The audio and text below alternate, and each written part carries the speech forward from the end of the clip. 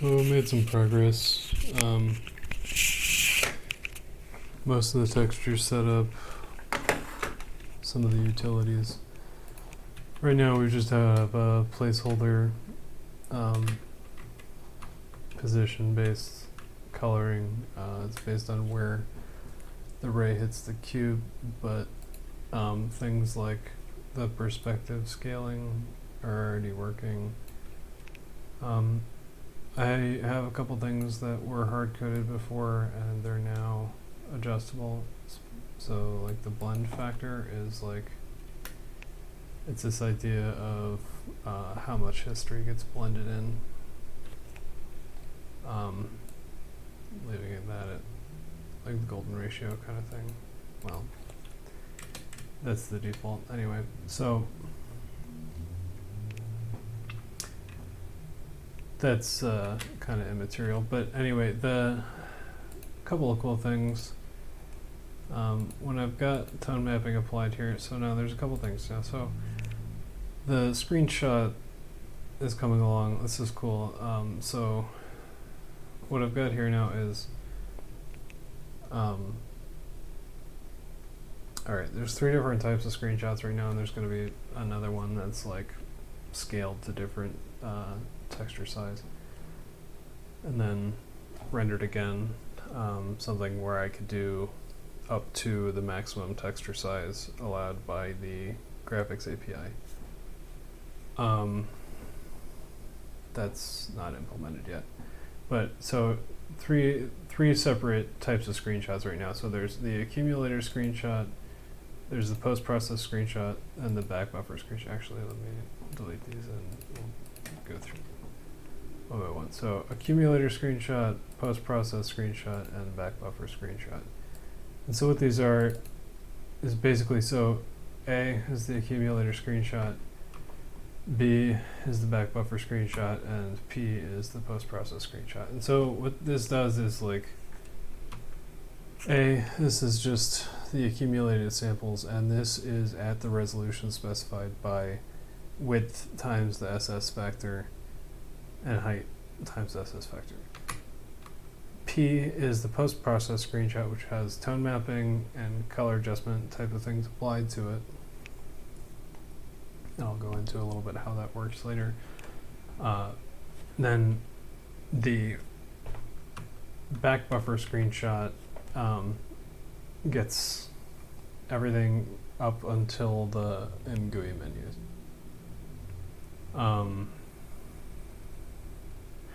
I don't think it's eminently useful to do something that will grab the GUI menus, because it's well, it's only ever going to be this window that's shown, so it's kind of not super useful.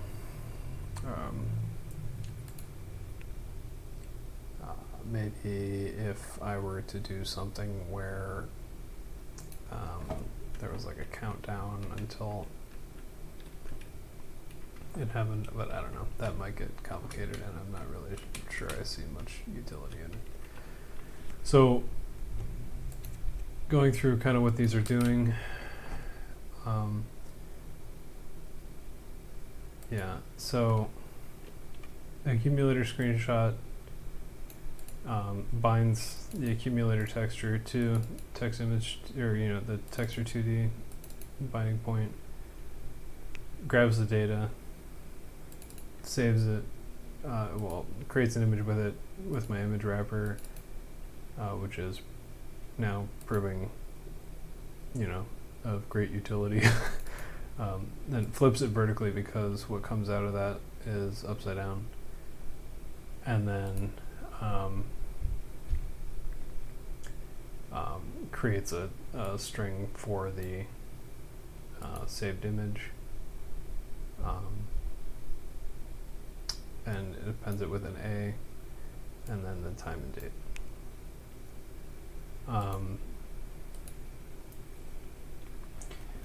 The post-process screenshot is kind of cool. So I was thinking, all right, how I'm going to do this? All right, because the back buffer has everything applied, but okay, well, all right, yeah, let me just do this one first real quick. So it gets the display size X and Y from ImGUI, then grabs from the back buffer with GL read pixels, and same deal, flips it vertically, and saves it. The thing here is, okay, so if I've got my resolution set to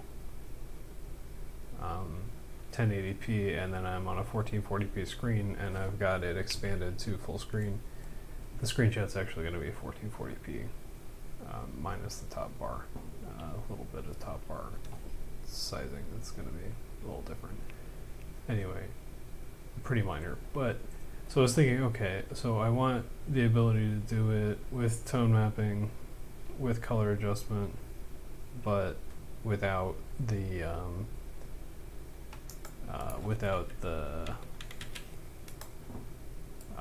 this guy. I'm calling it the Trident just because I saw it called Trident, and now I don't know, quite fond of calling it the Trident. Anyway, that, and then also the reporting of the timing, I want to be able to grab without that. So what it does is it sets a flag on the engine class, and then there's a function here that's, okay, so the flag here gets set, then in the main loop, when I'm doing my compute passes, you know, so I do my remarch, I do my tone mapping, and eventually there'll be dithering and other stuff that happens. But anyway, once all that happens, then if that flag is set, grab a screenshot, which is down here. So set the flag false. Bind the display texture. The display texture is different than the accumulator texture. It is at the configured width and height without including the SS factor. That's the super sample factor. And so same deal, flip it, save it. And yeah, it appends it with a P for post-process. So anyway, that's kind of what I got done tonight. I think that's positive. So the configuring the menus and stuff, also I spent a little bit of time dressing this up a little bit, so now it reports all the timing for its startup. You know, initializing SDL, creating a window, blah, blah, blah. Something that's cool is Tracy integration. So if I have this running and whatever, I can go in here and tell it to reconnect to this application. Stop. Okay. Then I want to look at some particular frame. Okay, well then I've got it broken down by these zone scoped macros. Basically tell me when the function is happening. So for this particular one, remarch, that's this. So this tells me how long remarch takes. And then here, just some little function that it calls to send remarch parameters. Then the tone mapping step comes right after that, and that's pretty cheap. We see that it only takes like a couple of microseconds. Trident and timing is the remarch for the little dude in the bottom corner, this guy, and then also the reporting of the timing. That's the text renderer. The text renderer is actually full screen. It's a compute dispatch that's the whole screen, but that's kind of immaterial. That's eventually I want to do a drop down terminal kind of thing, like, you know, Quake style. Just because that's, cool points, blah blah. Anyway, so that runs, and then there's a triangle, that full screen triangle that blits to the screen. Then I do my mGUI stuff. Now, because I don't, okay, yeah, and the actual mGUI stuff happens in this space. Now, mGUI frame end does the rendering of the actual menus. So when I'm doing work in here, which is when the buttons and stuff make their action, this is not present. So that's why when you see a back buffer screenshot, you don't see any mGUI menus. Oh, and this is another change I made, is the quick confirm is now a modal window, which means that it disables input on other things when it goes into this mode. Yeah, it's a modal pop-up. It's not an actual window. Anyway, so that's kind of cool. Yeah, Tracy's an excellent little piece of software, and it's free, and they're very, very, very little overhead when you do a capture, and you can look at as much as you want. It uses a fair amount of memory, but you just do short captures and you're golden. So this is kind of cool too. If you tell it to wait and then have it stop, I have zone scope macros here on the startup too. So shader compilation, set up textures, this is a little helper function. mGUI initialization, handling of, this is actually the first frame, so it's handling events and blah blah. Clearing computed stuff, yeah. So this is all pretty neat. And I can actually also I have something set up to where I can do I set it up kind of complicated, so it's Control-Alt-Shift-F, and what that does is it disables, it toggles the state of vsync. So I can then, instead of being constrained to minimum of 6 milliseconds, let's see, where did that actually happen? Well, here's some. So yeah, when I have a 400 microsecond, 500, 600 microsecond, this is actually like, so whenever the frame finishes, the next one starts. Ignoring the fact that I can't, display things any faster than that 6 milliseconds. So anyway, and you can see that on the timing report. It goes from 6 to 0 point whatever it is. Anyway, it's kind of the latest and greatest. Integrating Tracy, I think, is going to be a nice thing for moving forward when I want to try and start profiling what's taking time, these types of things. There's a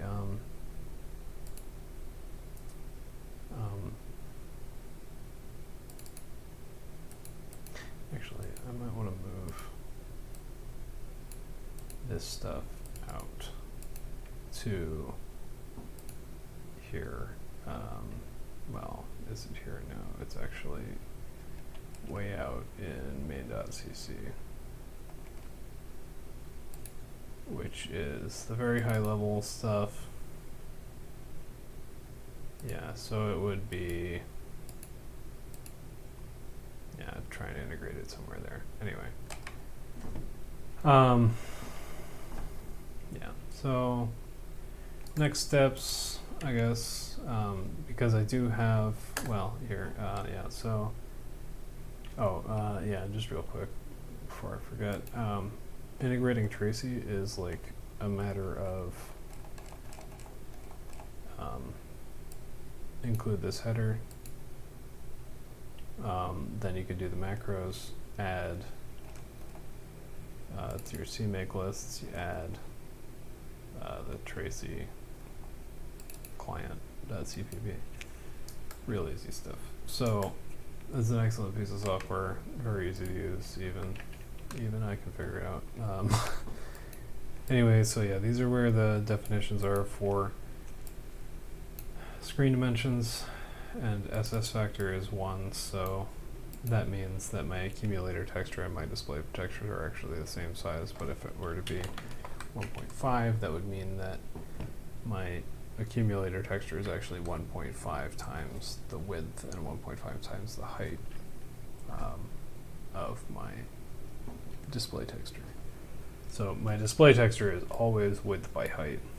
My accumulator texture can be made to have more data, or if I want, I can make that like 0.5, 0.2, whatever. And then my accumulator texture is actually much smaller.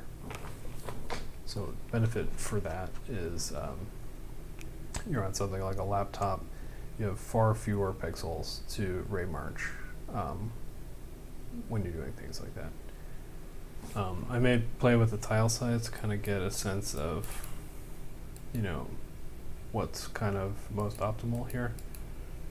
That's going to come later once I actually have work happening in the ray march shader. Right now, ray march shader is just compute some stuff, blah blah, offset, ray start, you know, comes from math position. Math position comes from the UV. UV comes from location. Plus a blue noise offset divided by dimensions is kind of like a normalized position on the screens, or negative 1 to 1 kind of situation. Location comes from GL global invocation ID plus the offset, which is the tile offset. And then there's also the render offset, which is when I do this offset is what's being applied there. And I'm using Vim style interaction there. H and L are left and right, and J and K are up and down. And it has the same modifier keys as the rotation. Hold shift, and it goes in big steps. Don't hold shift, and it goes in little steps. So there is some frame rate dependence, and maybe at some point I would want to look at, looking at taking into account this frame time in order to scale that. But right now, it's not a priority. So I get really nice anti-aliased edges because of this blue noise read. And so what's kind of cool is there's an incoming noise offset, which I'm modding by the texture dimensions, taking the location on the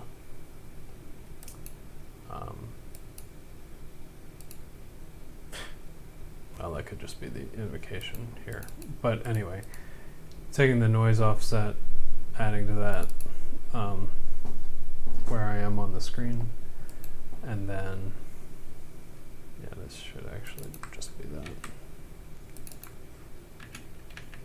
Yeah, there was a little bit of confusion with that earlier. I was screwing this up. I was using location here, and then that was causing some dumb bugs before, because it included this offset for the HJKL panning kind of thing. Anyway, it made like an echoey looking thing. I think I have video. Testing. Alright, well that's not it.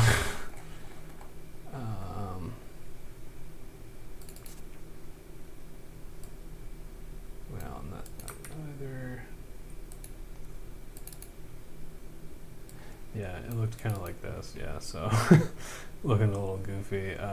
Basically, yeah, so because there's that blend factor, these were, kind of, they get dimmer and dimmer and dimmer as they go off to, whatever the frame history there is.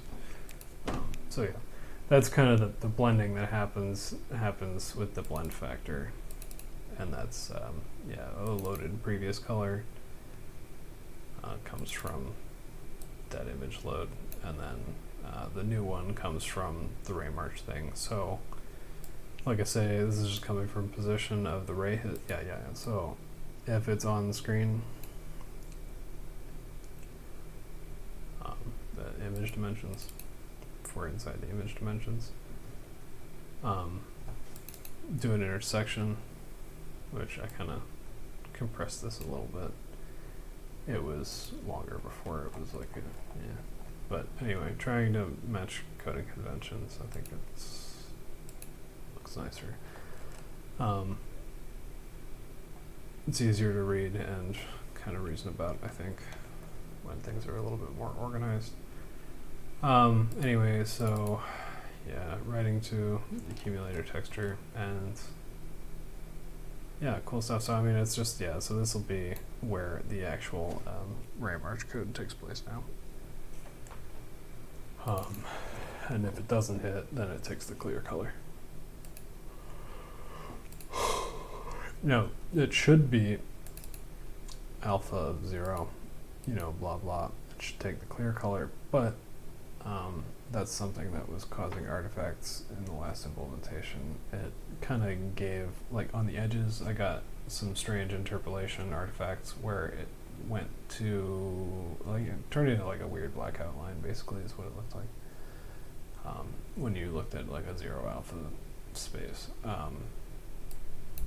I may mess with that more in this version, but we'll get there. It's not for right now. This will be the next thing is, the block texture and the lighting texture need to be incorporated here. Then that's another thing too, is, I have several things that are like core utilities that are like things I'm using. Like, I took all my window handling code and my like window creation code stuff.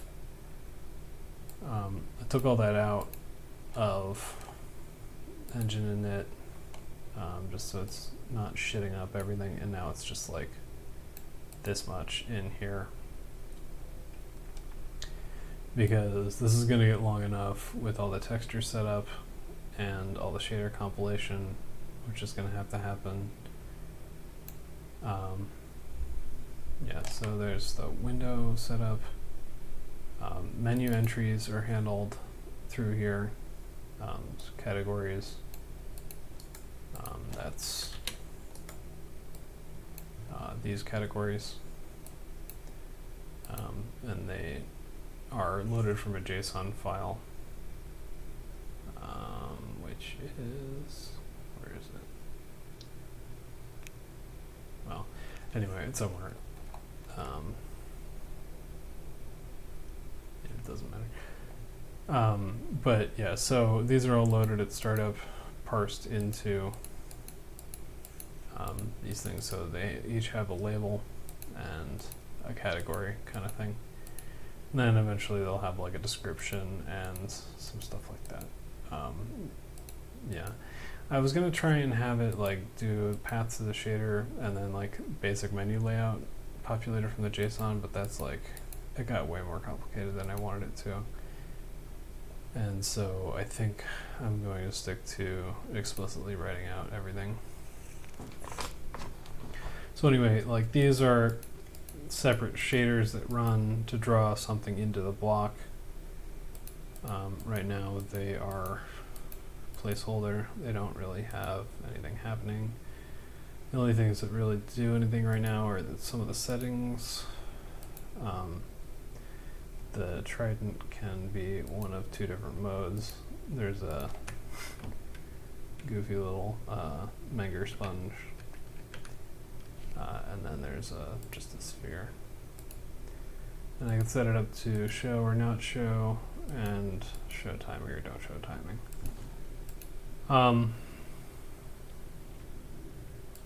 Rendering settings are like clear color on the background, and alpha correction power doesn't do anything right now. Jitter amount actually should do something, but currently doesn't do anything.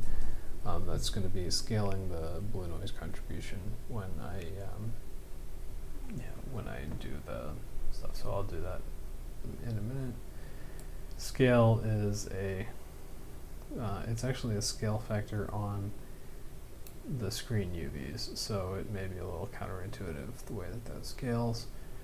Perspective is the large value is a very strong perspective effect. Small or negative value actually turns it inside out and gives you that hyperbolic, aphysical type of interaction here. So if I scale that back up and look at it, yeah, it's like a space folded inside out kind of thing. Yeah, I'm going to try and do a spherical camera because I found some code to do that, and I was playing with that recently. A friend shared some code to do that. But yeah, if I do the blend factor at a high value, I think these are kind of a neat little, some interesting stuff happens. But yeah, this is coming along pretty good actually. I'm pretty pleased with progress so far. Post processing right now is like just the gamma adjustment, and then color temperature shifts from like warm color to cool color, and a bunch of tone mapping curves, where none is just the linear result directly from the accumulator texture. This one's my favorite, and it's the default. So screenshots, yeah, I already went through these, but that's, I think, the most elaborate thing we've got in the menu right now. I think it's, by and large, everything here is empty placeholder stuff. So that is kind of, let me go through the rest of the engine core utilities. Got a timer. This is just a little goofy stuff I've been playing with. Yeah, I wanted just a really simple interface for timing, so I call tick to set a base time and talk to return, just how many microseconds since I called tick. And so that's used for startup. That's pretty much it right now. Total time might be meaningful at some point, so I've got that there. That basically, yeah, it's a static thing that's just now, whatever, you know. Now is the macro for all that shit. Anyway, so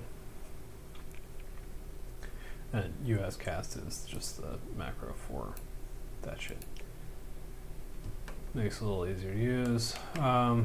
Menu entries, blah, yeah. Data structs, so this is where I'm trying to pack just to make this a little less, make it so that there's less like bullshit state stuff that happens in here.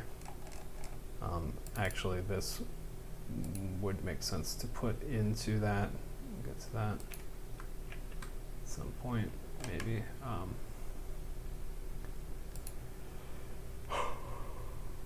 Yeah.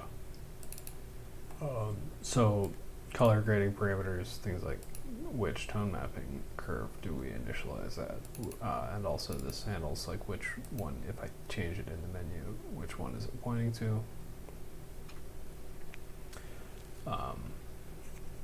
Then bind set, so this is something I'm working on. This is not very polished yet. The idea is kind of like, okay, I have all these calls to GL bind image texture. Okay, now I want to simplify this. I want to just have a struct that is bind set. It has some textures that need to be bound for a particular shader to do its thing. Okay, well, yeah, I have this vector of bindings, and they're just a very simple struct of like which texture it is, what type is it, and which slot does it need to be in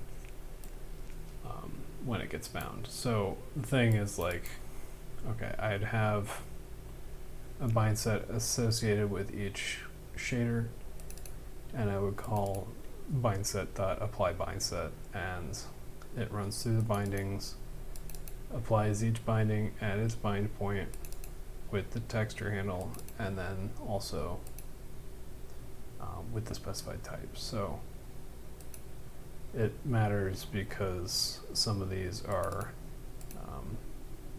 RGBA8, some are RGBA16 floats. Yeah, red, single channel 8-bit.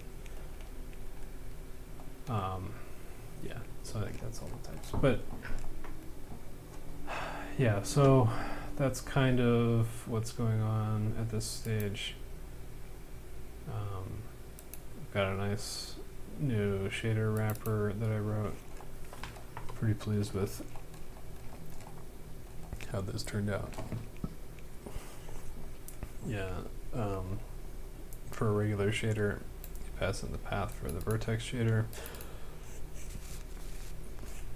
the fragment shader, and load from a file, process the include string. This is cool because I have stb include, and that's a little complicated, but core concept is I can have pound include in a shader, so I can do things like this and have like my tone mapping curves are in here. The header for Twiggle is in there. Yeah, the HGSDF functions. Yeah, so if I want to include those, I can. It's no big deal. I can just pound include those. So yeah, then yeah, compile the shader, and these don't need to be this. I actually talked to somebody about that, and it doesn't need to be that way. A couple of cool little things. Attach and link can be a single function because I pass in a constructed vector, and that can be a single element vector for the case of a compute shader, or a 2-element vector for the case of a vertex fragment pair. I was actually pretty pleased with that. And then reports issues if there are linking issues. Same for compilation, it reports compilation areas. And that's the shader type. It returns string for that. Anyway, so this compute shader is kind of cool because the constructor takes a string and also a default from file. So this is two options. Shader's either coming from file or it's coming from a string. So if this is from string, I treat this input string as the shader text. If it's from file, I treat it as file name. And I kind of liked how this went because if it's from file, I do this, load it into this thing, and now input is the shader text. It's the shader program. And then it falls through to the next case and compiles it the same as if this input had been the shader source anyway. Or if it was from string, it just comes in here anyway. So that's kind of a neat little structure. I was pretty pleased with that too. Yeah, and these const casts don't need to happen. I just need to be shader compile needs to take const char source, and it'll get So, what else? What else? I think that's most of the core stuff. A lot of little things. Trying to architect things a little bit better this time. Trying to keep these like high level functions like the main loop, trying to keep them like really basic. And if you want to go into the specifics, I mean, this is still pretty high level. You go into Raymarch, you see Raymarch gets a little more complicated, but abstract out these like sending a whole bunch of uniforms into a separate function because it shits up everything if it's in there.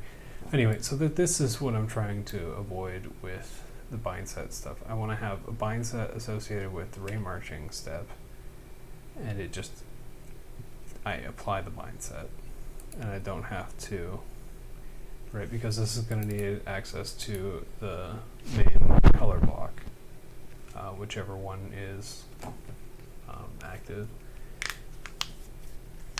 And then I'm also going to need, what else? Going to need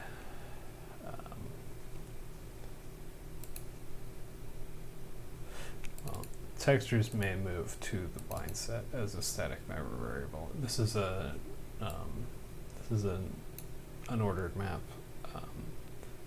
It takes a string as a key, and the value is a GLUint texture handle. Anyway, yeah, okay, this is cool too. So the blue noise is offset for every tile with a new random offset. So like I was saying before, this noise offset comes in and it offsets where the blue noise texture is being read from. So yeah, this is pretty cool. Yeah, and I need to play with, figuring out what the ideal size is for the dispatch stuff. Local size is 16 on there, but I don't know what the most optimal option is. I need to do a little bit of profiling, but I have the tools to do that now, so we'll get there. I'm probably going to wait until I have something more substantial to profile, but yeah, just because like right now it's kind of, the result would be meaningless because they're just doing a single array AABB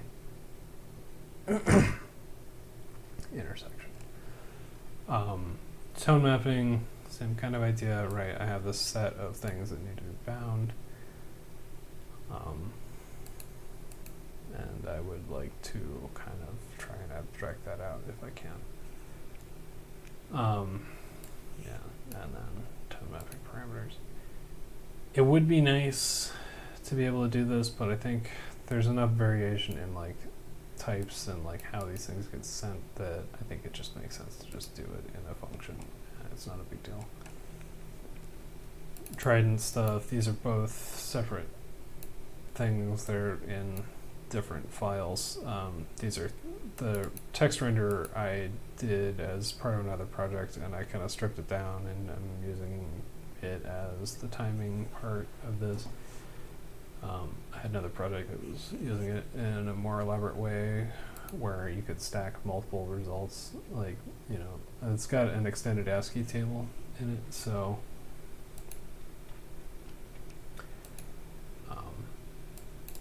like this.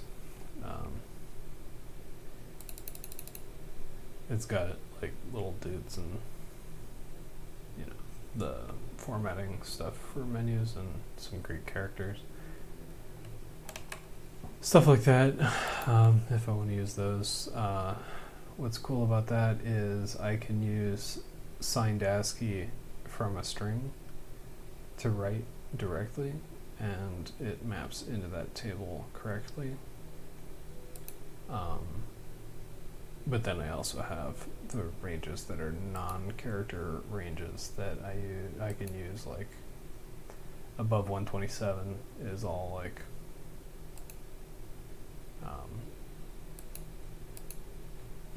these you know, strange characters, stuff with, you know, whatever diacritical marks, I don't know, whatever. These partial fills, different things like that. So, yeah. The Trident is, I don't know, it always kind of ticked me off that, you know, I had to use so many triangles to do, it was like 144 triangles on the old implementation. It was like, you know, it's kind of pointless. I mean, I'm only using one other triangle, so I was like, well, just skip that. Yeah, so, yeah, it was like 144 triangles that were being used for the orientation gizmo, and then one other triangle otherwise, except for ambiguity. Ambiguity uses triangles. But within my stuff, it was like 99.5% was just the gizmo, and we'll just kind of skip that. Yeah, clear. And then copying to the screen. Yeah, so you see these zone scoped macros all over the place. That just gives me the ability to create this flame graph and basically just kind of like see specifically what's taking time.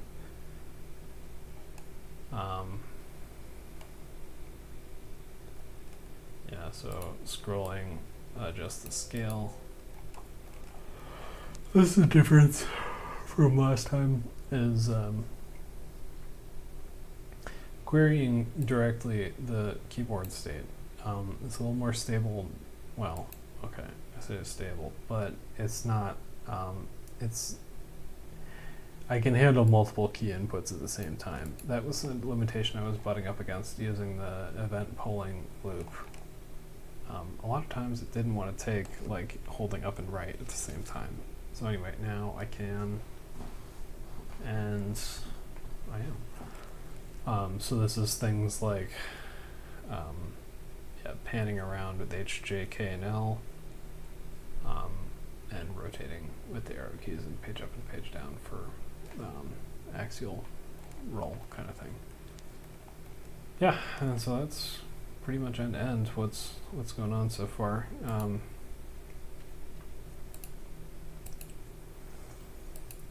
Yeah.